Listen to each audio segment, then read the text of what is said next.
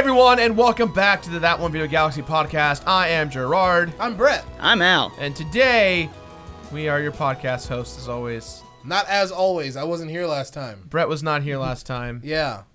I looked at the comments, but I didn't watch the video, and it made it seem like you guys made it sound like I had died. Yeah, we just didn't know. Yeah, there was some miscommunication. Yeah, we just were like, is Brett coming in today? And there was no. And I was at home like, I guess they don't need me today. Yeah, I was very confused. Yeah, no big deal. Everyone thought I was super, trying to roast you hard. They were like, stop being so mean to Brett. Leave him alone! I'm back, baby. And I didn't bring you guys anything. I'm sorry. That's okay. Actually, I did bring you guys What'd you bring? I did. Chris? Actually, Ted? Never mind. Ted, do me a favor. Can you bring that to me real quick? We had a comment, Kermit, 2 episodes ago. Someone's like, show me your arcade sticks. Yeah. And I didn't forget about you, my dude. I didn't forget. So we have... thank you, my dude. Thank you, Ted. Look what we have here. It's my arcade stick. It's a tournament edition. Mad Catz Tournament Edition 2 Plus, I think it is. Yeah. Is that what it says? Yeah. Yeah, TE2 Plus. And this is what we use all the time. Hopefully the light's not too bad and reflecting, but we'll see. Yeah, you guys can take a look. It's got Ryu on it, Street Fighter 5 and stuff, and I really enjoy it. It's a bad boy. It works very well. And I'm like, since I've been using arcade sticks, I've been using Mad Catz TE2, so it's basically the only thing that feels perfectly right for me. Yeah. I love I don't know if you guys can hear this. It's got a little clickety click for the gates of the stick, and the buttons. I'm just very used to it, and I really like it. That's all. Great. That was not a plug, but somebody did ask for that. Mad Catz, sponsor us. Please do. Hashtag fuck Kmart. I missed something, You didn't I? missed a lot last week. Thank you, Ted. We appreciate it. In the retail civil war, Kmart and Walmart. Mm-hmm. It's like civil war. Did you mean the war or did you mean the book? I mean the Marvel's Marvel Civil story. War. Gotcha. Yeah. Gotcha. Al, Yeah. I have a question for you. Sure. Did you play Transformers? I did. You did. I did. All right. Better late than never. How was it, Al? All right. I didn't think it was bad. I thought that it had moments Success. of decentness. It just didn't really resonate with me. How far did you play? Not much. Did you get to the first boss at least? I didn't get to the first boss. You didn't even try the game! I was running, and then I turned into a truck thing, and I was like, yeah. Ladies and then, gentlemen, no. Al just tried to BS us and tell us that he played Transformers. You did not play Transformers. I played that game a little bit. You didn't even get to the first boss, which was very early. What? Wait, get to the first. What do you like? What am I supposed to do when I try this game? I can tell when I pick up a game if I'm gonna be like, all right, I want to see more. I did not want to see more. I'm not saying that it's a bad game. Sure. I'm just saying that great. I did a finishing move. I turned into a truck. I rammed him really hard. Did it? I think we just are different because I feel like for a game, I'm gonna give it at least 2 hours before I make a decision. You are so incredibly generous. Maybe. No, hey, look. As a man who completed Final Fantasy 13, I give the game about 80 hours of ignorant play before I decided that it was bad. 80 hours? That's when the game started. Man, I don't want to know anything about that. Yeah.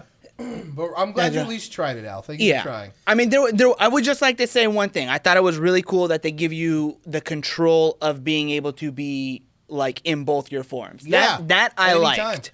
That game feels so fluid, man. It feels real good. And when you get to the mechanics of dodging people and slowing time and unleashing your fury during that slow time, it feels really rewarding, man. The combat is on point. So to follow up with that, these are the free games. This is a segment. Bradley, make a segment with the little music and the chime and the animation. Oh, it'll happen. It'll happen once a month, once a podcast. This is your free games on PSN segment. This is just a reminder that here are your free games for PlayStation Plus. Everybody's gone to Rapture, The Deadly Tower of Monsters, Dirt 3, Costume Quest 2, Letter Quest, Grimm's Journey Remastered, and Pumped BMX Plus. All those games are available across the various Sony platforms: Vita, PSP, PS3, PS4. So Go get them. go get them. It's free if you got PS Plus. So Al, your homework. Oh. All right. Here, okay. This is why I'm doing this, because Al just bought a PS4 and he has no games, and he has PS Plus. He did buy PlayStation Plus, so I think to continue the journey of enjoying a PlayStation, Al should try one game a month that's free on PlayStation Plus and report in about how he feels. I like it. The segment needs a name though, like Al Plus or something like that. Al's grab bag. Al's PlayStation grab bag. Grab Al's bags. Grab Al's bags. I like that one. Raz Al Ghul. Ra's al Ghul's grab bag of PlayStation fun. Detective. Eh. Have you played Resogun? My Ra's al Ghul is definitely animated series Ra's al Ghul. You know, that's what I think of when I think of his voice. You know? Yeah. Great character. Oh, the best. But let's not talk about Batman, because we'll be talking about Batman forever. Let's Not the talk. movie. We'll be talking about Batman for a long time as well. God, if we talk about Batman, we'll never end. Today, we are going to talk about arcades. Play the Nick Arcade theme. Ba ba ba ba ba ba ba ba ba ba ba ba ba. With Mikey. Was the host name Mikey? No, it was not Mikey. So who the hell is Mikey? Mikey was the character on the control board who walked around. Oh. Let's move Mikey. Let's pick him one to the left. Da, da, da, da, da, da, da, da, da. Yeah. So, Mikey. Don't you remember Mikey from Nick Arcade? I'm starting to remember. More specifically, I'm remembering how much I wanted to be on that show. Yeah. Specifically, there should be a word for this. I'm sure there is in some other language somewhere. But there should be a word for the feeling that you get when you watch a game show and you want to be on the show so badly just because you're witnessing how bad the people on the show are. Oh my God, I hate that. Not even because you're like, oh man, I could do very well on the show. No. Or not even like, this looks like fun. No, it's like, they're so bad. And they picked these people? Yeah. You know? That's how I felt about Nick It makes Arcade. good television. Yes, it does. I don't know why I don't remember Nick Arcade. Al, your homework is to watch an episode of Nick Arcade. Jesus, this is like turning into a college course. Hell yeah. Hell yeah. But this homework is it's informative homework. It's not like you're gonna sit there and take notes and have a test. Are you sure about that? Your homework out there. You're gonna do that. So no, we're gonna talk about arcades. Arcades in the sense of just arcade games. As you can tell, as the set has changed all over the place and evolved, we got more arcade cabinets in the office. I haven't set them up yet because I've just been so busy. My goal is to do that tonight. Really? Yeah. Ooh, in our office, we have a Wii U kiosk given to us by Nintendo. It's not really an arcade cabinet, but we kind of count it as an arcade cabinet. It's functionally an arcade cabinet. Yeah. For Smash is what gets played. It's our Smash box and our Mario Kart 8 box. Mm-hmm. We have Marvel vs. Capcom 2. Take you for a ride. Take you for a ride. Speaking of which, hey, creative people out there, if you are good at decal design, I have basically a black cabinet that just says nothing on it, and it's decrepit and old, and I need someone to design some Marvel 2 art for it because that'd be tight. I need to do it. It's driving me crazy. Like a high quality Marvel 2 image. It feels like I stole an arcade cabinet. I thought you did. I did not steal it. Are you sure? You know how much I paid for that cabinet? No. Guess. Just take a guess. A lot. No. So you did. It was a steal. No. It was a steal in regards to the price. Okay. Cool. How much do you think I paid for it? Oh, okay. Guess. 200. No. Al, take a guess. The cost of a rope and gas to drag it here. What does that mean? Oh, you mean like... You just walked by, threw a rope around it, and drove it here. Sure. Dragged it all The the way. correct answer was $250. Yo! I paid $250 for that Marvel cabinet. Bought it off of Craigslist. That thing is so heavy. It's a tank. Yeah. It could kill someone really with is. it. But yeah, if you got some like cool Marvel 2 art up your sleeve, we'd love to Or see if you that. want to design it, or if you like anything like that, we need decals for the left side, the right side, the controller panel, the marquee up top, and also just like shit on the bottom where the coins are. I mean, look at that though. It literally looks as if this was yanked from some like Quickie Mart or something like that. It just looks like it was stolen. Next game. Dance Dance Revolution. Which Extreme. 8th Mix, my favorite. Good You've times. seen it in videos. You've seen me play it on streams and stuff. We got a new cabinet because the old one broke and I got tired of fucking dealing with it. So we bought a new one. And then that's actually how the rest of them showed up. So I wanted to buy a new DDR cabinet. It was my dream to always have a DDR cabinet. It was always growing up. I wanted to have my own fitness machine. I always felt weird playing DDR in public because I was always judged. And I didn't like that feeling. You were always judged, or you always felt judged? It's not like I was being judged by the Dance Dance Revolution community. I was being judged by people who didn't know what I was playing. They were like, what the hell's going on? It doesn't feel good to be stared at by random strangers who don't know what they're looking at. It's kind of like what the fuck are you doing? Yeah. The dream was to get a cabinet, and actually old school fans of the show who've been around since the beginning, Lucajin and Proton John held like a private little stream to raise money for me to get the cabinet. Aww. And within 30 minutes, oh my god, we had the money for the cabinet. That's awesome. It was really wonderful. That cabinet lasted me 2.5 years, and unfortunately, it died. You killed it. I killed it, and we got a new one, and I got a new one for a third of the cost of the old one, so I lucked out. Okay. But here's the thing. So, in Burbank, in the Burbank Mall, there is a place called the Amusement Family Fun Center, and it's been there for, I think, about 30 or 40 years. It's run by a man named Jim. Sweetest guy on the planet. He was the one who posted the Craigslist ad for the DDR machine. And so I went up there. I took Chris and Ted. We went up there, and this like arcade. It's literally an arcade. It's just an amusement arcade center. There's nothing else in it. There's no bar. There's no food. It's just an arcade. And it's still open and operating? It's still open and operating right now. Cool. But not for long. And that's actually why I wanted to talk about this, because I feel like it's a good thing to talk about. Sure. This guy is going out of business. Not because he can't afford his business model anymore or because no one's going to the arcades. He's going out of business because a new company purchased the mall. And they are kicking out all of the old tenants who can't afford to pay the rent. Because he hiked the rent? They hiked the rent by like 65% in Burbank, of all places, which is already expensive to be there. And so this guy, to make ends meet, is starting to sell off his arcade collection. And this man's been in the business for 40 plus years. He has had his own arcade cabinets in Van Nuys. This man loves his family and loves games and arcades, and he's so passionate that when I bought the DDR machine, I felt like I was stealing it. I felt like I was taking a part of this man's history from him. And so while we were moving the DDR cabinet into the U-Haul, he kind of said to me, he goes, you seem like really nice kids. If you want more cabinets, come back and we'll talk. That's a trap. And so I sat there, and my like spidey senses went off, and I was like, you have more? And he's like, yeah. And I wasn't planning on buying an arcade hall for our office. That wasn't my intention. But our production suite has now become an arcade hall. Literally, this room is a bunch of arcade cabinets and Brett's desk. Yay. And I'm sorry, Brett. That's all right. We'll get you your own space soon.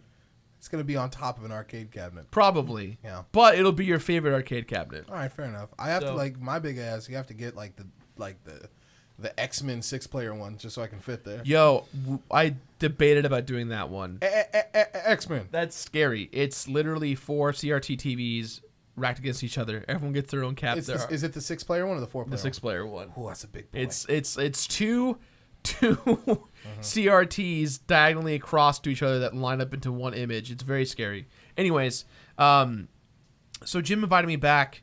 I came back on a slow day of his, and I looked around the office. I looked around his space, and I was like, what do we want for the office? What do we want? My goal in life was to own a DDR machine. Now we're about to own a bunch more of cool stuff. Tell them what you got. I got Killer Instinct 2. Now, you may have seen this cabinet a few times in the previous podcasts. You may have seen it in the announcement video for the channel. Killer Instinct 2 is a very rare game in regards to an arcade cabinet. We got this one in incredible condition. This man had removed his favorite arcade cabinets off of the floor and put them into storage for 18 months because he thought he was going into business that long ago.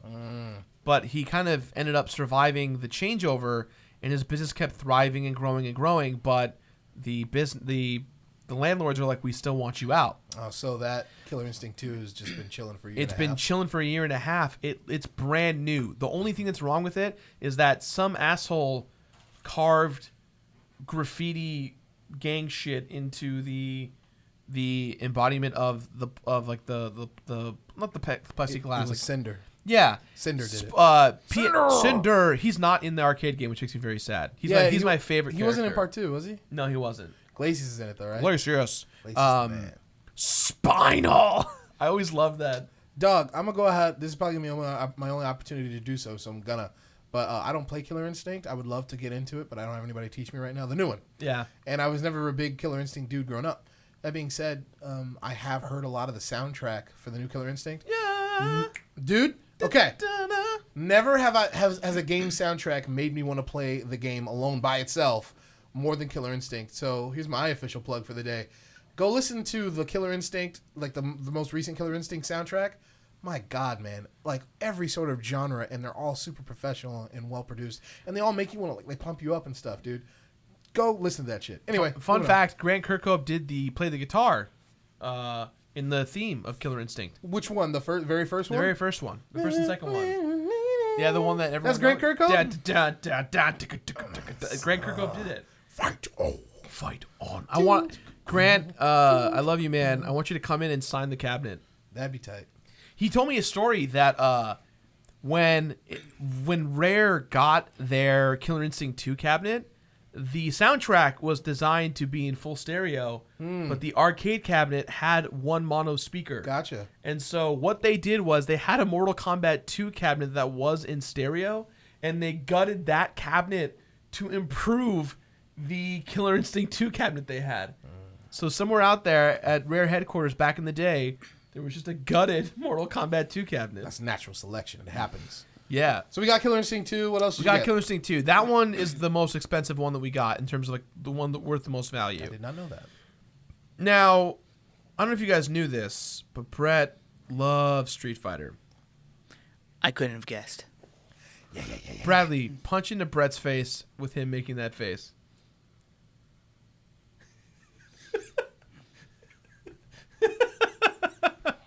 Yeah, dude. Yeah. So we just got hooked up. We got 2 pieces of like Capcom history. Yeah, I knew that Brett loves Third Strike. I know that Third Strike is like, as far as the traditional fighting game fans go, Third Strike is the most sought out for arcade cabinet. Is it really? Everyone, Third Strike's the most expensive. It's the most rare to find. It's very, very, very sought out for in the fighting game community. Street Fighter 3 Third Strike was a perennial moment in Street Fighter history, man. Yeah, and you can actually see right behind me. This is our Third Strike cabinet. It's the one with the yellow blanket over it, so that the light isn't reflecting back in your face. Yeah, this one has a marquee on the top, and it looks pretty good. It's just that it needs the decal where the arcade buttons are. It has a Namco generic one. Weird. So these are custom built. All these cabinets, the Third Strike cabinet and the other one we're about to talk about were custom designed cabinets. They're called thrust cabinets, where it's like you have a CRT in front of you, and then you have like a pedestal where the fighting game fight sticks are. So it's kind of like a there's like a big. You can't tell from the shot, but there's like big TV, Yeah. like a big long space, and then the thing that houses the 2 controllers. Yeah. So anyways, we got Third Strike, and we also got Capcom vs. SNK 2. Now, I have not played Capcom vs. SNK in a long time, so I'm super excited to get into that. Both of those games had long lifespans in the competitive community, and they're still played today in some places. Like, it's not like you found Street Fighter 3 New Generation, which is still a great game. Yeah. But no one plays New Generation. Like, people play Street Fighter 3 Third Strike. Right. So you found and got like 2 of the like old stalwart fighting games, man. Yeah. Tight. So Capcom vs. SNK 2, I'll talk about like the condition of the cabinets afterwards because it's actually kind of cool. All right. Then we got House of the Dead. It's right here. There is. I can't show you the gun. Don't come! Don't come! We're meeting G over there. Al, shoot the camera. Bang, bang. Suffer like G Al, did. Al, shoot 6 times, and then Bradley, insert the reload. Reload. Reload. Reload. Shoot off screen to reload. Reload. Now, this is House of the Dead 1, not House of the Dead 2, the one that everyone loves. Right. I tried to get him to sell me his House of the Dead 2 cabinet. He wouldn't do it? He didn't want to sell it because he told me it's his most money-making game. It makes the most money out of the whole lot. I can understand that. He also replaced it with an incredible 42-inch LED TV, so it looked like a crisp port of House of the Dead 2. And so I wanted to buy the one, but he said he'd only sell it to me if he's officially going out of business. Gotcha. And I said, that actually sounds okay. I'm not going to take that man's money-making machine. That's not cool. So our final cabinet is probably the most simplistic cabinet of them all, and it is a Neo Geo 4-cart cabinet. Now, this means that Neo Geo, obviously SNK, they made these cabinets that had cartridges inside of them, so you can swap them out depending on the game. And so one of my favorite games of all time is Bust a Move. Yeah, I love the dragons from Bubble Bobble. I love Are they the dragons music. to you? They're dragons. They were dinosaurs to me. As a Oh, kid. maybe they were dinosaurs. I'm not saying Shit. you're wrong. I'm just saying I've never heard they were dragons. I don't but know. It could be. Al, dinosaurs or dragons? I didn't think they were either. What did you think they were? Random little creatures. Ugh. They did not embody tiny dragons, Okay. and they did not embody tiny dinosaurs to me. They Question- were like Question of the day then? Question of the day. creatures. What are they? What are they? Let us know. I really want to know what you're thinking. Yeah. In this cabinet, we got Bust a Move, we got Way of the Warriors 2 and 3, and we got a... Wait. Way of the Warriors. World Heroes, right? Yeah, World Heroes. I can't see the cabinet. I think it's World Heroes. And then we got Aero Fighters 2, which is like a top-down airplane shooter. Tight. I'm happy with all these games. I want to replace one of the Warriors games with Windjammers. Windjammers is the tightest game on the planet. It is so hype. It is like... I can't even... Imagine... Okay, take Top Gun. You know the volleyball scene? Mm-hmm. Now take that, make it like a crunched 16-bit top-down game, but instead of a volleyball, it is a frisbee, and you have to throw the frisbee across the screen so it goes into a goal, and you have to catch it basically. However, you get power-ups that throw everyone off. You play as different countries all around the world, and you fight in this incredible lineup of a game, and you charge up your frisbee, and it like does a bunch of crazy anime shit, and you throw the frisbee, and it like explodes and turns like a bunch of different frisbees. Or I haven't seen you this excited. or you throw it, and it like magnetically chooses a side and just freaks out and picks a side and goes in. Like Yeah, we got to get you this game. it is incredible. All right. Look, when we get this game, I guarantee you for about 2 weeks, all of you guys are gonna come in and just fucking play that game. It is play incredible. Windjammers. Windjammers. It's Is there incredible. a Z in that name? No, I don't know actually. Okay. So yeah, those are our arcade cabinets. I got them for a really good price. The more I bought, the more he discounted them. The conditions of the cabinets were pretty good. The Neo Geo was in perfect condition. Killer Instinct, incredible condition. Incredible condition for what the worth of this game is. The only thing that was wrong with it is that some guy, again, carved into the thing. By the way, Damn you, Cinder. PSA to everyone out there, stop carving on shit. Yeah. You are affecting like the quality of people's money by doing that. Like, It's incredibly selfish and puerile. Don't do that. why are you carving into a toilet? Why? Why are you carving into a screen? Why are you carving into speakers? Stop carving into shit. Yep. Respect people's property. It drives me crazy. I can't. Just don't do it. Good call. I'm sorry. It's my soapbox. No, that was No, it's all that's good. great. Just don't graffiti shit like that. I don't think It's not anything has cool. ever been improved by doing that. Right. Except for one time, I do have a confession to make. Went to like a beach bonfire party with some of Lisa's friends once. Okay. And it was very nice, and it was like dusk. It was perfect lighting, you know. And there was a little picnic table there on the beach, and a bunch of people had already carved into the table. Okay, I want to state that it was an old picnic table that had always been there. Clearly. Was it like a historical picnic table? Like people would just no. Were etched But it's in? just been there. Like Okay. you know, just how like on the beach they have like here's the trash can that just stays here. You know, like here's the picnic table that just stays here. My friend had a hunting knife with him, and I just found that out. Or not my friend, but like the other guy that was there. I was like, "Yo, you have like a knife? That's cool." I was like, and we were about to leave, and I'm like, "Can I see that knife?" So I took the knife and I carved something into the table. I had to. What'd you carve? I carved the words "No Fate." No fate. All right, Sarah Connor. Yeah, dude. Because it looked just like that table that she did it on, and I'm like, "Yo, give me the knife." And I took a picture too. I'll find it. We'll put the picture up on the screen. If you find it, put it on screen. We'll put it on screen right now. Hopefully you guys are seeing it right now. Oh But shit! yeah, that's He's the gonna only- kill Dyson. She's gonna blow him away. But that's like the only time I've ever done that, and I felt it was kind of appropriate. You know. That feels a little different than a fucking Yeah. $3,000 video game cabinet that people are going to see. Agreed. Yeah, I mean, look at that shit. The SNK stuff has stuff written into it. Does it really? Yeah, just people. It's the plastic. Like it's not. I can just change that. I can just go somewhere and replace that. Well, don't worry. It's all good. We'll make it good, buddy. We'll make Getting it good. pissed off thinking about it. God damn it. Great. Yeah. So before we move on to what these boys think about arcade cabinets and their things, I want to say a few things. One, I'm going to be making a little documentary about Jim and the Burbank Family Amusement Center to raise awareness because this guy has been in the industry for a long time.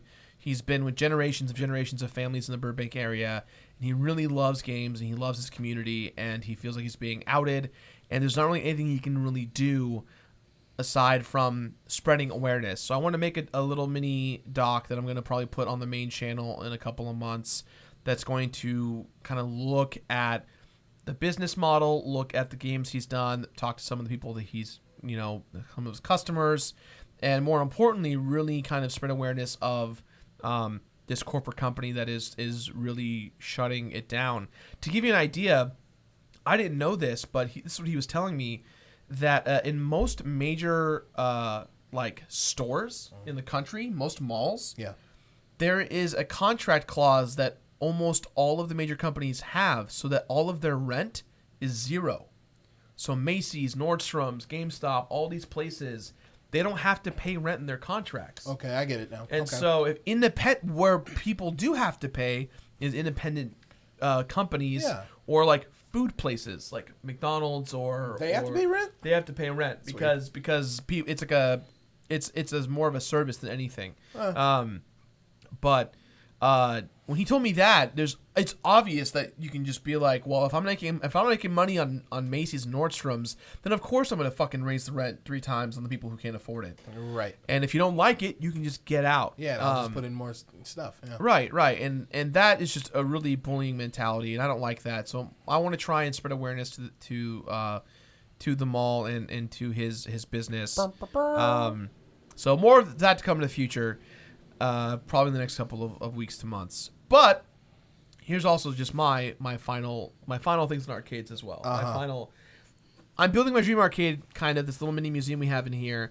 There are a couple of cabinets I'm looking for, and if you guys at home know someone who's selling them on the cheap or wants to get rid of them, these are the ones I'm trying to find. And Bradley, you can show these on screen. Number one, I'm looking for a Simpsons or TMNT 3 to 4 player beat 'em up arcade cabinet. I want a game in which all 4 of us in the office at one time can play. That's the dream. Konami Simpsons, Konami TMNT. Yes, just some kind of 4 player beat 'em up. Turtles in Time, perhaps. Exactly, just something like that. X-Men. Or Simpsons or X-Men, something like Something that. from Konami. Yeah. Those Konami beat 'em ups are great. Yeah. I'm also looking for. I bought this. I was gonna pay for it, and the guy changed his mind because he had a previous engagement. There is an arcade cabinet that was made by Nintendo called the Nintendo Super System, and this arcade cabinet is a Super Nintendo arcade cabinet. It has 2 Super Nintendo controllers sticking out the front, and inside of it has 4 games. It's Punch-Out!, F-Zero, Yoshi's Cookie, I think, and Mario World. And I want one of these bad boys so goddamn badly. You can actually swap Super Nintendo carts inside of the cabinet, really so you cool. can play anything you want. So it's just a giant Super Nintendo kiosk type. Yeah, and we have a Wii U one. The Wii U is my favorite current generation of the Nintendo consoles. I know everyone shits on it, but it's arguably the best one, even though no one played it. And the Super Nintendo is like my classic favorite. I will play Super Nintendo for days. So if I get one of each, I'm happy. Tight, dude. The last thing that I really, really want is a Super Mario World pinball cabinet. Now, there's 2 kinds of these bad boys, and they're super expensive. There's the yellow one and the blue one. The yellow one is like a half cabinet, like a half pinball cabinet, but the blue one is a full-scale pinball cabinet, and it's a Nintendo cabinet made with Talbot as like the partner, the manufacturing partner for it, and it is awesome. You get to a point where you can play a platforming section on the red scrolling screen where you see Mario jumping, and you have to use the flippers to kill Goombas and jump around. That's really cool. It's really cool, really hard to find, very, very expensive. That's my spiel. Al, favorite arcade games, and go. Favorite arcade games. Now, I tend to, when it comes to arcade games, like to stick with the shooter type games, just because I'm trying to get better at fighter games, but I've never been great at fighter games. So whenever you'd be at the arcade, I'd just get stomped out. So that's why I like the shooter games. And yeah, any one of them, really. Do you have an absolute favorite? Okay, there was I don't remember what it was called, but there was a game that was like a cop simulator, but like it was like target practice type things. So like they would like shoot. Point Blank? It might have been. Time Crisis? It wasn't. I really like Time Crisis. What was the one with the pink and the blue guns? It was like Lethal Force or something like that. There's Area 51. No. No. That. Maximum Force. Maximum Force. Yeah. I don't think it of. It might be Maximum Force. Lethal Force is also another one too, though. What? Yeah, I think it was like a prequel or a different kind of game. It's the one that just looks super 80s, like. Yeah, it's one of the ones that it's like Area 51 where it's got like actors on screen being like, oh! Yes. Yeah. Is that what you're thinking of, Al? No. Okay, so this game was like, in terms of shooters, the most basic shooter, but it was so good. So like there would be like it would like pull up a grid and like half of the it was so stupid. It was so stupid, but it was so enjoyable. They used to have it at Laser Trek. That's where Jirard used to do all his DDRing. for you Game Wisp fans, Laser Trek in Torrance. That's Laser Trek. Okay, so Laser Trek in Torrance went out of business. I remember them fondly, but one of my favorite things about Laser Trek was they played the Speed soundtrack while you played. While you were doing the Laser Trek. Yeah, so you're sitting there and you just imagine seeing Keanu Reeves being like, how did you know stay it was the above Speed 50? soundtrack? Because I love the movie Speed. Ah, I see. And so they were banking on the fact that no one will know this kind of music. Dude, they were banking on it, but they had no shame. It had no shame. I see. It was the only, like when they debuted, Al and I went to the debut of Laser Trek. We were there we were the first customers there. Mm-hmm. We had a great time. It was actually one of the first times Al and I ever hung out. Al's mom used to have a Mercedes that had the chairs in the back, like in the trunk. You could like fold it up. Fold it up and like sit in the back seat. And so Al and I at a principal would sit in the trunk because it had like seat belts. And we felt like it was like our own little private club. It was tight. It was tight. Would you be facing backwards? The traffic. So you're seeing the traffic. You're seeing like people pulling up and just looking like, what the fuck? And we're just like, what's up? People? That's great. Yeah. Okay.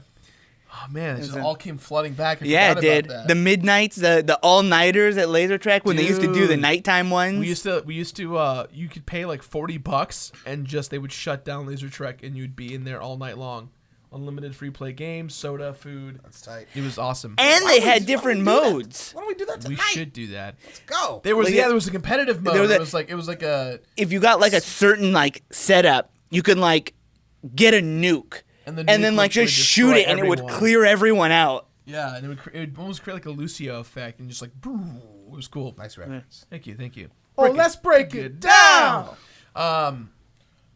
Great. So yeah. Brett, what are your games? I have a lot of games. I spent a lot of time at the arcade. I may have spent more time at arcades than you, but I think that's because like Well, I want to be clear. I didn't go to the arcades very often. I went to places that were like, we have arcade games. Like I went to Yeah. AMC and I was like, man, these arcade games are my favorite, but I'm they're at counting AMC. those places though. That's Okay. what I was thinking of. Okay. Because I would go.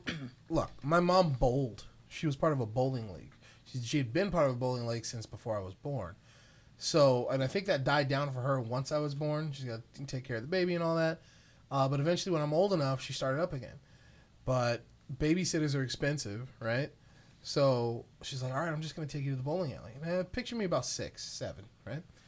We used to go to, over there on Vermont, Chateau, 39 Lanes. It was a great place. And she would have her friends, her family friends and friends, who I still know today. They were all on like a little bowling team together. And that area, the bowling area, was not for me. Like, it's not like it was like 21 and over. No, there was a bar that was 21 and over that I can't go into. But the lanes were the lanes. And if you can walk down the middle pathway where there's lanes on the left and lanes on the right. But if you descend those little stairs into where you sit and get your balls and your shoes, you're not supposed to be there unless you have real pertinent business. That pertinent business for me usually ended up being, I need more money. More on that in a second. Like I said, it is far less expensive to give your son $5 than it is to pay a babysitter all night long, right? So I would go 6, 7 to this bowling alley with her, and they had this little arcade area.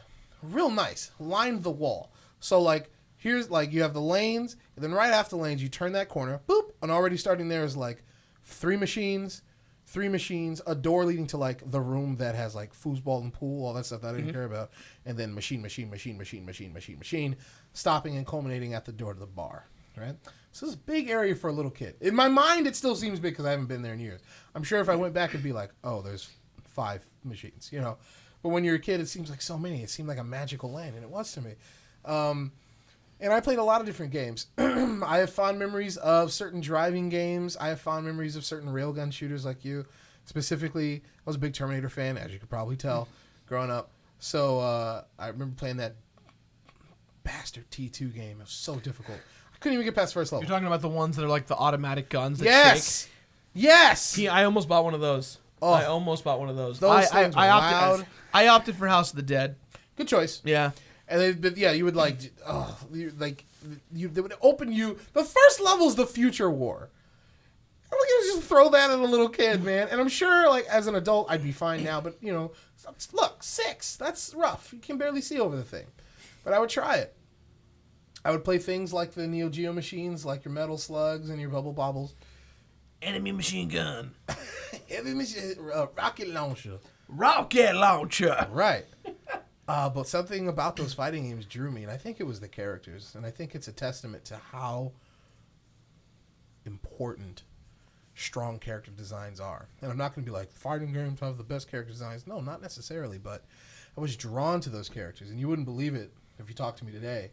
But I think the very first Street Fighter character that I was drawn to hard was Blanca, because he was so different. You know, I got teased a lot when I was little, like I'm sure just about everybody did.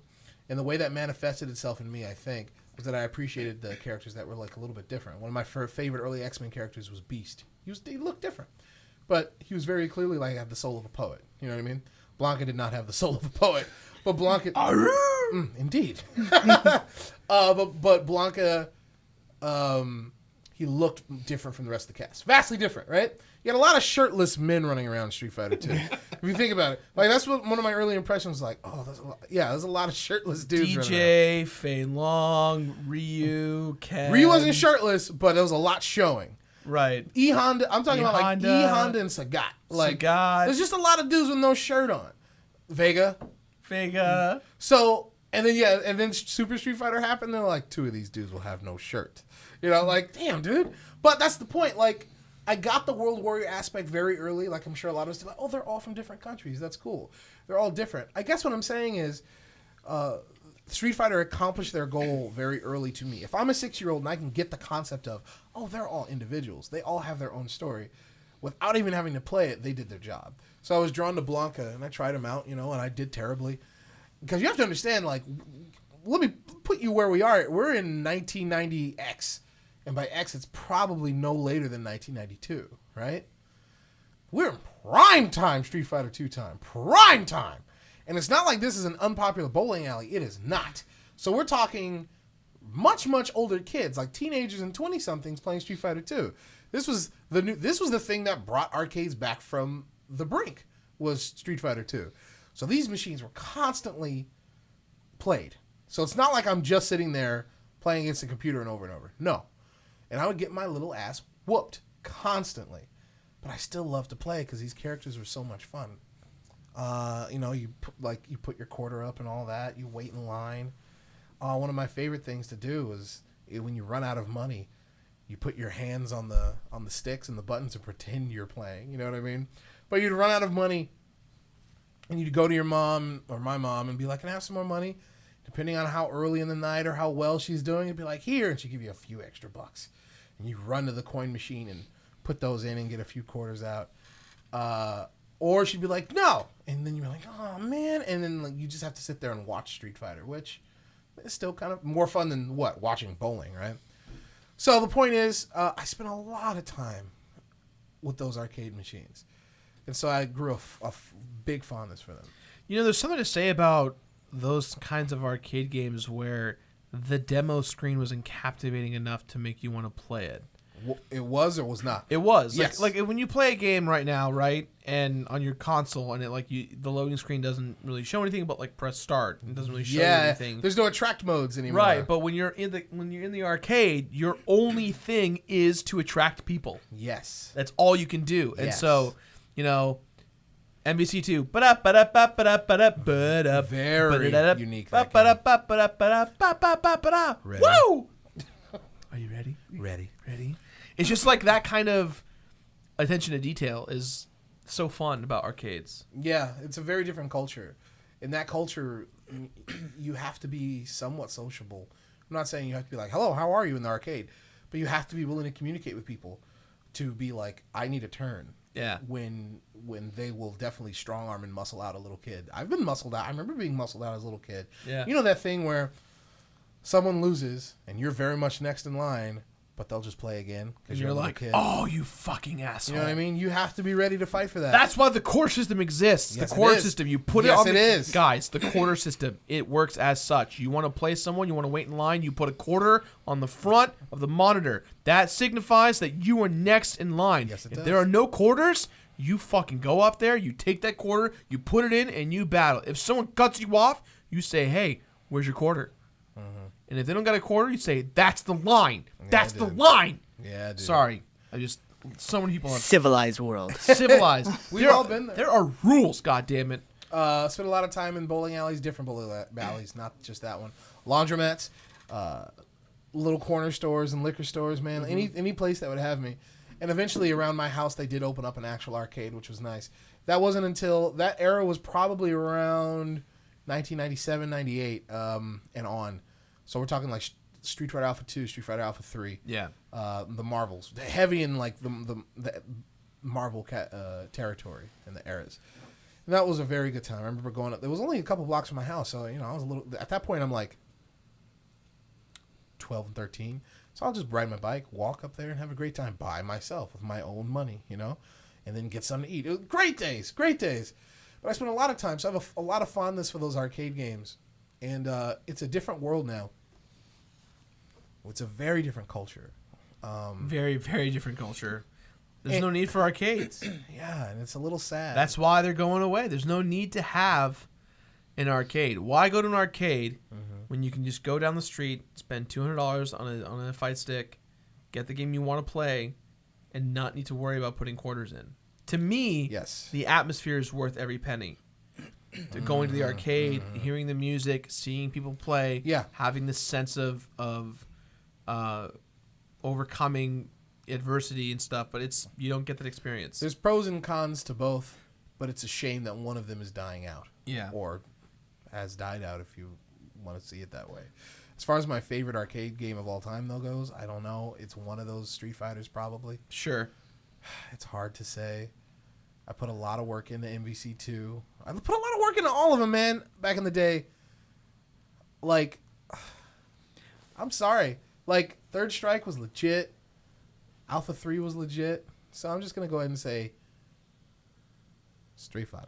Street Great. Fighter. Can I do that? Yes. Okay. What's your favorite Street Fighter? What do Fuck you Nope. claim is Nope. the best? Nope. Can't do it. Can't do it.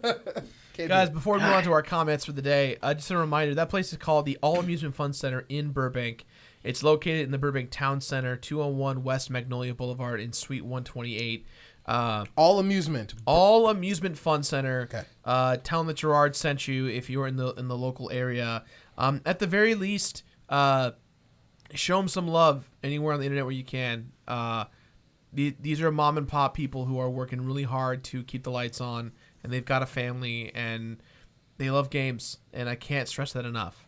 Let's get to our comments. Comments. Our comments have been a bit on the lower end in regards to the people sending stuff in. I think people have been defeated. What's the matter?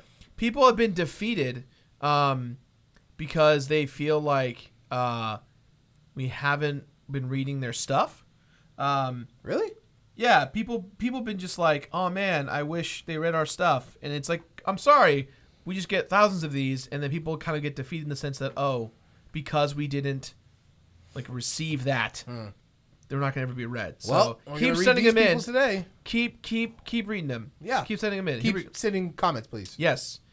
Comment the Let's first. see. Comment the first. Let's see here. Let's see. All right, this one's from Cody Barlow. Hello, Cody. Favorite bad game? ? Hey, TVG crew. I know you've answered what you can of your favorite video games dozens of times, but what are your favorite games or game series that you like? I know this is a game that isn't very good, but damn it, I love it kind of situation. For me, it would be the Assassin's Creed series. Trying yearly releases made them very hit and miss, and even the good ones are pretty much the same game over and over again. Any other game series with that record I would pass on, but something about Assassin's Creed keeps bringing me back to play each release. At a convention, I even ended up buying an overly expensive AC-style tailcoat, which I refer to as the cloak of don't judge me, bruh. Also, just say the word and I'll fly over to the office to dismantle all the doors so you can live in that hashtag perma-open lifestyle. What? That's from Last week? from Beard Bros. Oh, okay. Gotcha. From Beard Bros in our Let's Play of 3A Game Heroes. Gotcha. Literally, we would have Chris or Ted edit like the shitty Facebook white bars that say like that feeling when. Oh, gross. And then but just take our video and just add the filter so it Gross. looks like we're trying to make a highlight video on Facebook. But it was always when the doors would be permanently open. I would say perma open. And so Alex would always be like, that feeling when those doors are perma open, and like Gross. those fucking horrible Facebook filters would show up. Great. Anyways, boys, favorite bad games that you love? That's a tough one. It is tough. A favorite bad game that I love. Yeah, because off the bat, I'm like, I don't love bad games. Next question. You know? I'm gonna say House of the Dead 2. That's a bad game? It's not bad in the sense of design, but you think of like the presentation and the art style and the acting, and you have no choice but to laugh your ass off. Okay. We're Fair enough. meeting G over there. Yeah, okay. How Gotcha. could anyone do this? Please don't come. My God. I don't want to die. Yeah, that's a good one. Yeah. Suffer like G did. Fucking Goldman. Ha, ha, ha. People of the AMS. I am Goldman. It's the fucking best. It's really good. And the mix is off so you can barely hear these things. yeah. So, like, you're talking, doing those lines, and in your ears, oh, like, oh my God. Da, da, da, da. How about the fucking boss battle music where it's like Right. you're like, I'm fighting a boss. I'm not like I'm not rocking I'm not out. trying to like have a capoeira fight. Favorite bad game, huh? Bad the game. That's really tough. It's got to dig deep. Part of me still likes the old school Mortal Kombats. Those are awful. They're really awful. I got you. Yeah. For me, once again, I don't remember the name of the game. What was it? The whole premise of the game was you just need to like run to the bottom of the hill because a bomb is chasing you. That was the whole game. Because of what is chasing you? A bomb is chasing you, and you're like a clown. And it. Is this some sort of hack of Ski Free? No, that was the game. Hold on. This is a game where you are a clown running down a hill away from a bomb. Yeah. And Google I'm it, trying to Google remember it. the name of it. You're not gonna find it. I'm not gonna find it. It was so bad, but there was something like it was maybe like the second or third game I ever got on the Super Nintendo. Oh, this And is a Super it was a Nintendo Super game. Nintendo game. It's gotta And be out there somewhere. Then. and I was just like, this is the greatest thing ever. And I look back on it, and even in the middle of playing it, I'm like, this is really stupid, but I'm having a good time. That's all that matters. All right. Well, thank you for your comment, Cody, or your question. Yeah. Thank you, This Cody. this one's from Ethan. Cool, Ethan. Ethan says friendship. Again. Hi, Jirard the Completed Guy, Brett the Hitman Hart, and Al Capone. My name is Ethan, otherwise known as Dashy Jeff 316 on Twitch, Discord, Game Wisp, hey, and other media stuff. I have a bit of a deep question for you guys. I was wondering what was the worst falling out you guys have had with a friend. Just recently, my best friend from high school decided to cut me off and do some not so nice things behind my back. And I was wondering, how do you guys cope with the loss and betrayal? Sorry for getting too real. I love your shows and streams, and I hope you all have a wonderful day. Hashtag perfect dicks. Hashtag keep it clean. Hashtag sub to Youngtown. Hashtag find Frasier. Hashtag Mr. Clean. Sent from Yahoo Mail on Android. Yeah, those are always ugly, aren't they? No, not the Yahoo. Yahoo's great. But like, yeah, falling out with a friend is ugly. I can't remember the last time it's happened to me though. It's hard for me to answer. Most of the time, the friends I no longer have is just because we drift apart naturally. Yeah. I mean, I think the obvious one for me is the one that I don't want to talk about is the stuff with Greg. Oh, right, of course. That stuff always hurts both of us, I think, and I still don't know how to cope with it. It still is always emotionally hard to deal with it because it's one thing to deal with just like friends not working out in a private space, but when you're in a public domain where slander and things being made up and people say it just crushes you. Yeah. What about you, El? Similarly to like you, I haven't really had like a falling out with, I think, anyone. It's more of just like we headed in different directions. I would say Spencer may be the person that we... Yeah, I mean... What about Spencer, Al? Well, no, that's what I mean. Is like it wasn't like a fall. It wasn't like we just grew up in different ways. Yeah, we just, I ended up actually like, he ended up going to college with me. I had a class with him. Like, wow. Like completely random. And things weren't weird, things picked back up in, I guess, kind of an awkward sense. Sure. But then once again, he ended up leaving and we just didn't have an opportunity to keep getting together. And once again, it just falls out. It's not like I'm going, I dislike him, anything like that happened. It was just grew apart. I think it's something to say that as you grow up, you change along. You're always changing. It's like us as humans, we always are changing. Our favorite food tomorrow won't be the same food in a couple of years. Our favorite taste in games is different. Sure. Our taste in movies. Yeah. But I think what ends up happening is it's not like your taste in friends change, but your friends change as well, and so you kind of deal with different kind of like not conflicts, but it's like You both I change. do this now, and sometimes it doesn't take care of the old times. You Sometimes kind of you just cross become and go on. incompatible with a friend because you're both changing. It's natural. Yeah. I think what's most important though is that like you make sure that no matter what happens, you try not to hold a grudge. Yeah. You don't let anybody take away your good time. You don't let anybody take away your positivity. And even if you're disagreeing or angry, upset with your friend or a former friend, it's a disservice to yourself to sit there and fume about it. Rather, remember the good times. Forgive, but never forget. You know? Yeah. Yeah. It's a good Well que- said. that was a good Christian. Good Kermit. Good Kermit. Thank you, cool Ethan. Let's see here. Let's see. Got a lot of repeats that we've been over. Similar questions, I Yeah, see. very, very similar haters. You guys are so smart. Yeah. Asking the good questions. Let's see here. Oh man, this is a. It's a short story. Do you want me to read it? I don't know if I can. Okay. I'm sorry. It's a lot. Let's see here. No. Guys, we're burning through them. You guys are I asking a lot of know. similar questions, I guess.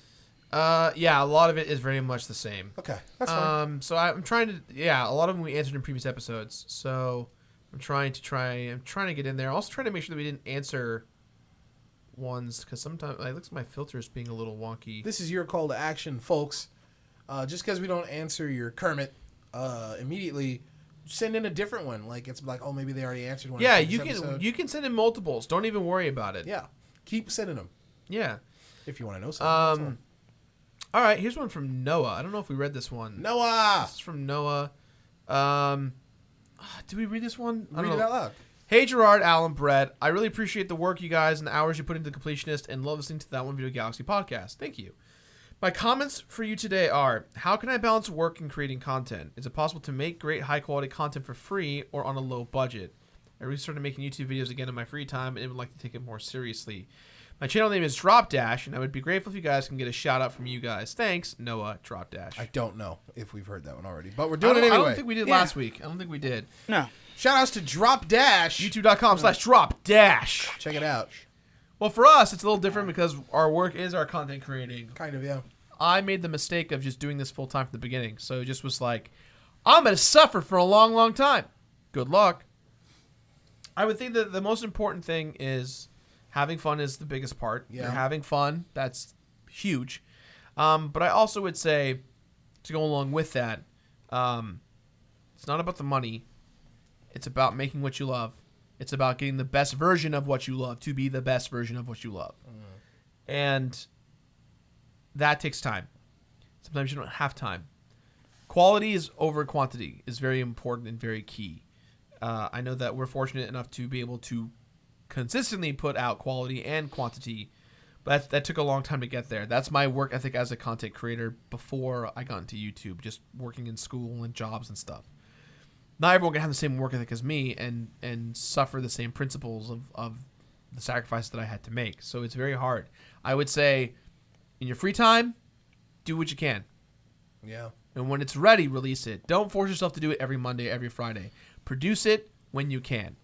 If you're doing it on a constant basis, quality is going to suffer. And you need to balance the two. And only you can really do that. You just got to make time, dog. Like, it's hard. Yeah. Do your work. And then, hopefully, like, if you're doing it right, the thing that you do to relax should be what you create. Yeah. Like, the thing that you look forward to should be creation. And if it's not, you may want to think about creating something in a different subject that you do really care about. Yeah. So hopefully your downtime becomes creation, ideally. So Yeah. good luck. You got to make the time. Make the time to make the time. Wow, well put. Thank you. Mm-hmm. Put an inspiration. Fuck it, Bradley. Put that woman walking in the park again with the music and just have the words, you have to make time fade in quietly.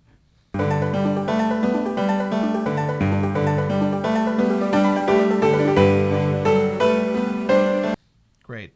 So, I think we're going to call it early today. We have a lot going on in the office. We've got games to complete, things to do. So before we sign out, a couple of things. One, Al, your word of wisdom. Oh.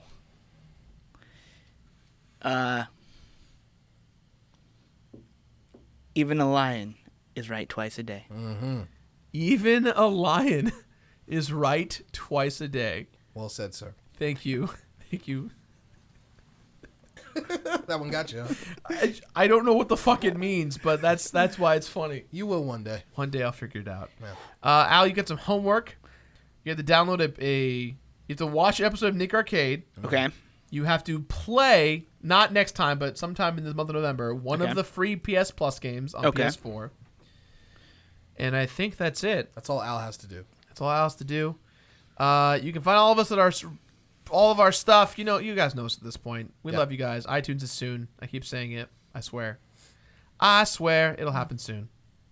Thanks, guys. Thank you, guys. I'm Thank you. Jirard. I'm Brett. I'm Al. And we'll see you next week for another episode of the That One Video Galaxy podcast. Bye-bye. Bye-bye. Take care. Bye-bye. Bye-bye. Bye-bye. Bye-bye. Good luck. Good luck.